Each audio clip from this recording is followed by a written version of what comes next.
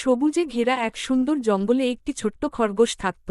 তার নাম ছিল টুনি। টুনি ছিল খুবই বুদ্ধিমান, চঞ্চল আর সবার প্রিয়। তার নরম সাদা লোম আর লালচে ছোট ছোট চোখ দেখে সবাই তাকে ভালোবাসত। সে সারাদিন জঙ্গলের এদিক ওদিক লাফিয়ে বেড়াত, বন্ধুদের সঙ্গে খেলত আর নতুন নতুন জায়গা ঘুরে দেখত।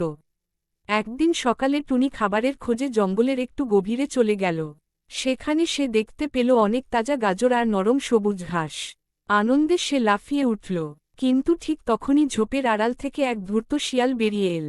শিয়ালের নাম ছিল রাঙা। সে অনেকদিন ধরে টুনিকে ধরার চেষ্টা করছিল। রাঙা শিয়াল মিষ্টি গলায় বলল, আরে টুনি, তুমি এখানে একা একা কি করছো? টুনি শিয়ালের ধূর্ত স্বভাব জানত। সে বুঝতে পারল কিছু একটা গোলমাল আছে। তবুও সে শান্তভাবে বলল, আমি খাবার খুঁজতে এসেছি।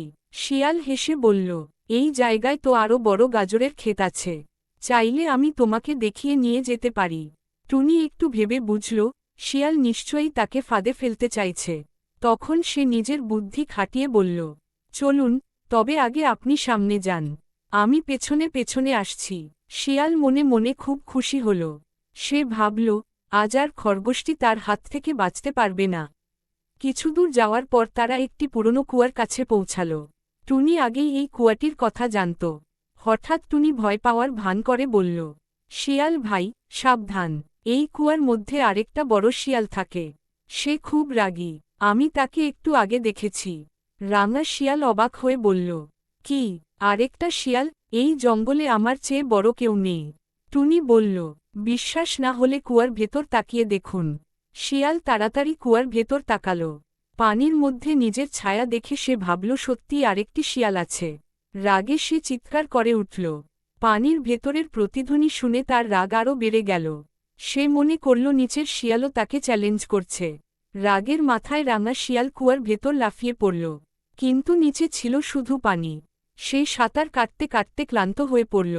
টুনি তখন নিরাপদ দূরত্বে দাঁড়িয়ে বলল, ধূর্ততা দিয়ে সবসময় জেতা যায় না, বুদ্ধি আর সততা সবচেয়ে বড় শক্তি।